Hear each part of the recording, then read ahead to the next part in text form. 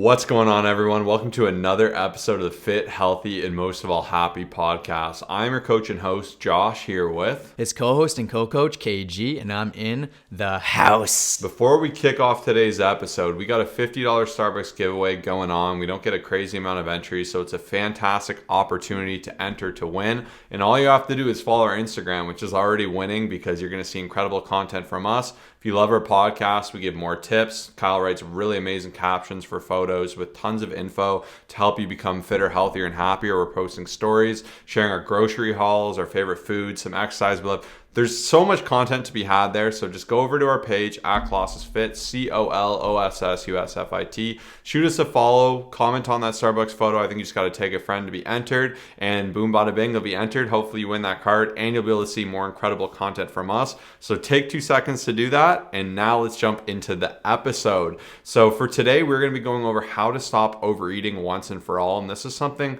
I'm incredibly passionate about, because if you're in this cycle of feeling like it's all or nothing, it's black and white, and it's just a vicious cycle to be in because you feel like you're doing so good, then you mess up, and that one bad meal turns into a bad day, turns into a bad week, and then you're off it, then you need to get back on it. It's a horrible feeling, and this is something you can solve. This is something you can work about. Even myself, I've been incredibly balanced. I've been able to eat my favorite foods. I've been able to shred down, to gain muscle, to maximize my physique. And we're going to show you how to do that with these 8 tips. So number 1 is not being half in, half out. When you're half in, half out, and you have the mindset that, oh, I crush it Monday to Friday, it's easy, then the first situation arises for you to overeat. Maybe someone offers you a slice of pizza or something, you just do it, and then you can't stop yourself. Instead, it's really important if you say, I'm in this, I'm going to put my best effort forward, you're going to be in a better position to have success. So even for me, I'll pre-log as much as I can. I'll try and know my situation. If I'm going out for dinner, I'll leave a bunch of calories. And then if there's a situation for me to go over 9.9 times out of 100, I guess, 99 out of 100, I'll say, no, I already have my pre-planned thing. And there are times where you can break this rule. Obviously, it's an incredible special event.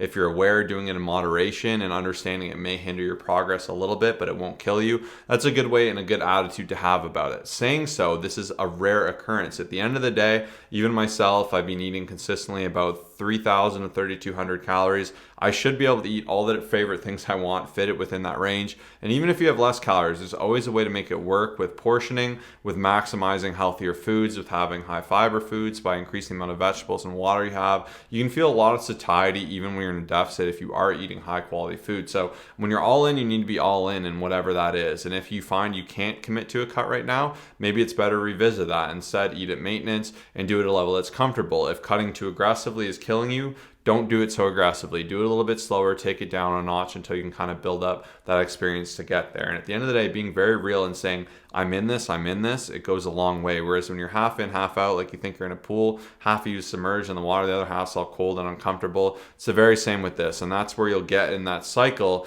of being really successful and then being out of it when you're not fully committed. Because at the end of the day, there are challenges, things will arise, it'll be at dinners, there'll be temptations. You just need to say, nope, I'm done, I've had my food, I don't need to order this extra food at 10 p.m., I'm satisfied, on to the next. And the more you do this, the more it becomes a routine and the easier it gets. And jumping into number 2, watch your words and look for solutions. I find a lot of times people have different sayings that they've just created in their head, telling themselves, I always screw up, I can't control myself, the weekends are the hardest. You'll believe what you want to when you say it out loud. And at the end of the day, for me personally, I'm not like a crazy fan of affirmations, but if I say, hey, I'm a fit, healthy, happy individual, I always make great decisions the best I can, like you start to kind of create this like identity for yourself. That's what you're going to believe, and that's what you're subconsciously going to do when it comes down to making these decisions to overeat or to stay on track. So watch your words, say positive things about yourself, and I guarantee this alone will help you start to make better decisions and to stop when you actually should be stopping.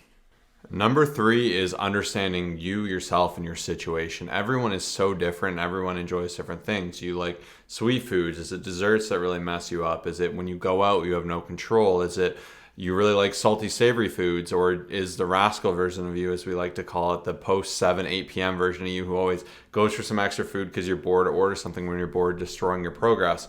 And when you analyze what your weaknesses are, you can work against them. So for instance, even me, I know nothing good comes from me eating after 8 p.m. I love food. It's delicious. I think it's the best thing ever. And when I get bored, I want to reach for it. Instead, even just saying I don't need it is one of the best tips you can do. And it's a really powerful thing when you think, oh, I want to have this crazy thing, and just, I don't need it. And remembering sometimes the first 5 bites will taste the same as the next 80, and there's no need to stuff yourself. And even for me, I consider myself a logical thinker, a lot of the time I'll think, oh, I want this whole bag of chips, but then it's like, if I eat this bag of chips, I'm going to feel horrible. My face is going to be like bloated as can be. I'm going to be so thirsty for water from all the sodium. The next day I'm going to be thrown off. I'm going to be wasting money on chips. I'm not going to feel good in the gym tomorrow. I'm going to be lethargic. Not alone, that thought process can talk me out of it. And just the same, if you're like, I've been crushing it, I've been consistent, I've been in my macros, I'm completely full and satisfied right now, I don't need food, I can eat food again tomorrow, or I can fit in this food I want, that can go a long way. Some people I know, they absolutely love their sweets. It's just their favorite thing, and you can still do that in moderation. I know people that'll have a piece of like dark chocolate every night, or they'll have a little low calorie ice cream bar, like the Yasus are really fantastic. So you can still get that benefit, that joy, without the big drawback of being extreme with it. And even if you are someone who's very extreme, if you're very all or nothing, and just knowing that about yourself and saying, I don't need to be all or nothing, in the sense of I can't have any sweets, I can't have any of that. Work little bits of it in, balance yourself, entertain these challenging situations, go out to dinners, try and pre-log. Maybe you'll do fantastic, maybe you won't be perfect. It gives you the opportunity to get to the drawing board and try again. And when you take it from that attitude and you take it as a problem that you're constantly working to get better and better with, you will get better and better, and it will get easier and easier.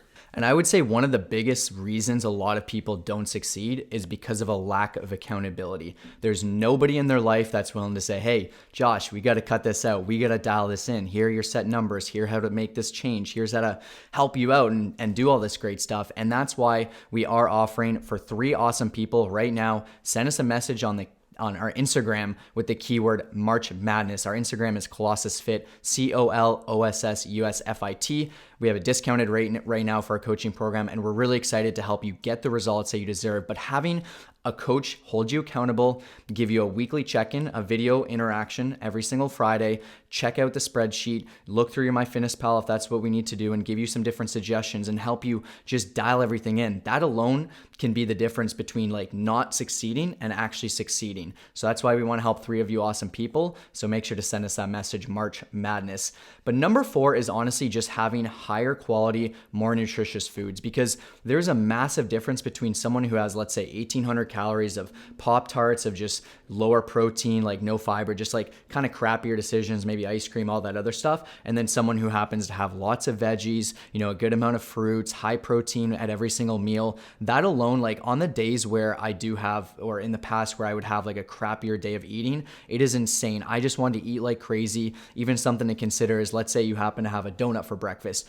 Afterwards, your body's just going to crave more sugar. Your body's going to crave more of that stuff. Whereas you have your Greek yogurt for breakfast, which is like what I like to do, my great healthy lunch, it will consistently compound. So the biggest thing, eat super healthy, eat super high quality. Of course, once again, 80-20 principle, thinking of the things that Josh mentioned. But the more that you eat this great stuff, the easier it's going to be to help satiate you and to help you stay on track and avoid overeating. Yeah, do yourself the favor of letting yourself feel great. If you actually spend good time eating really healthy, eating high quality foods, I always like to say your body will crave more of what it has. If you're having a ton of sugar, high processed, simple foods, your body's going to want more of that. But if you're having a lot of healthy foods, you're getting really into veggies, a lot of fruits, eating high quality things that are beneficial for you, your body will crave more good food. Like even myself, I'm just so much less tempted by eating really, really good. I've been doing about 90-10, feeling fantastic there. And I'm aware of the difference. Like Kyle said, when you're having those simple foods, you don't feel the same. You don't have that pep. You don't feel as satisfied. You have less energy. You feel more erratic. Instead, when you're eating really good foods, you feel powerful. You feel in control. It feels amazing. And giving yourself that benefit goes such a long way. And that brings me into number 5, which is loading your house with healthy snacks. Having tons of healthy snacks you can just lean into goes such a long way. So for myself, my favorites, I love the Quest chips. They go such a long way. I I've been having a little more Vector cereal as like a fill-in snack, so I can get like a good 400 calories, 2 servings of that with the 0% Fairlife milk. It's a fantastic way for me to get some protein around that 3 p.m. time. Another thing I've been loving is baby tomatoes or whatever they're called, and carrots. Those go a long way, and I find they're really good snacky foods for when I just want an extra bite at night. I've also been keeping a lot of salad sauce, so I can have a huge salad anytime I want a lot of food, a lot of volume. And this is going to be entirely different for everyone, but having a lot of things in your house that are really good for you, that excite you, that you want to grab, will kind of get over that itch of like, I need to go out, I need to order something. And instead, you know, you have the resources for yourself to be successful. So it's really important you do those things. It's so easy to say, oh, I don't want to spend money, like beef jerky is so expensive. But at the end of the day, if it helps save you from eating a bunch of nonsense, overeating, over ordering, it is good to make sure you have a lot of these snacks readily available. And there's such good protein substitutions now. Definitely something I would recommend taking advantage of. Awesome. And I'm just going to jump into the next one, which is just simply understanding hunger signaling and also sticking to a routine. So our bodies want to be consistent. And that's where I think some people struggle is like, you know, just between their breakfast, lunch, dinner, snacks, and everything, they're kind of all over the place. And I find that the times that I have done this in the past, that's where I would just kind of more or less want to make the worst decisions. I don't end up making it, but I can see the temptation. I can see the habits kind of just going down the drain. And that's where it gets very challenging. And I think a lot of people, once again, if you just have your consistent, like I have my breakfast and my lunch and my dinner as well, always at the same time. And my body's like, okay, cool. I'm being fed, you know, it knows roughly what's taking place. And it's one of those things that like, there's a lot of subconscious things that take place within our bodies, within our minds. And even sometimes when it comes to just like wanting to binge on crappier, unhealthier foods, if you're just forcing yourself to be so starving and just really pushing things and not helping yourself out there's a reason that you're just going to want to have a lot more and just, I guess you could say, extra food that's not benefiting you. So once again, remember hunger signaling, remember just keeping it nice and consistent, and that'll definitely go a long way. Number 7 is avoiding trigger foods when down. I always like to remind myself that I'm not a dog. I don't need a treat, and I like having delicious foods and experiences, and I will go and have delicious foods and celebrate and go out for something fun. But at the end of the day, when you're tired, you're sad, whatever it is, sometimes that emotion just wants us to get a quick burst of joy, of just some kind of good feeling, and oftentimes food will do that, and that's where food can be so comforting and good. But the problem is it's only good for about 3, 5, 10 minutes, whatever it is for you to eat that food. Then after you'll be like, what did I do? Why did I eat so much of this food? Why did I have a whole bag of chips? Why did I eat this whole pizza? I didn't need that, and I just wanted to feel better. And a lot of the times we'll do that because we want ourselves to feel better, but we'll evidently feel worse. So when you're down, it's important to recognize that. I used an example a while ago when I just kind of felt down. I didn't feel myself, and I wanted to grab something, and instead I said, no, I'm going to do something that's going to make me feel better. So that could be going for a workout, that could be going for a walk, that could be doing something that truly relaxes you, whatever it may be that will actually help you feel better, and having that higher level thinking, and instead of just saying I'm going to grab that quick thing, because these moments happen, they happen a lot, and it's so easy for us to completely undo a lot of progress. We can have 1, 2, 3, 4,000 extra calories, and that can put a big hole in our progress. And instead of analyzing that, and even just the same, if you are hungry and you're feeling down, make yourself one of your favorite foods. Spend some extra time preparing it. Even with my Greek yogurt in the mornings, I've taken more time cutting up a bunch of different berries, having a bunch of different toppings, making it really exciting. And when you have this approach, you'll find, and you can break that habit, you'll have a lot more success in your journey for sure. Yeah, I think one thing to even remember, and this is something that I always remember, is that after a few bites, it all ends up tasting the same. And I heard this from someone in the past, and it's a good reminder when you want to just go above and beyond on something that you probably shouldn't, that after those 2 bites, it's all the same stuff. And I think that could definitely help a lot of people as well.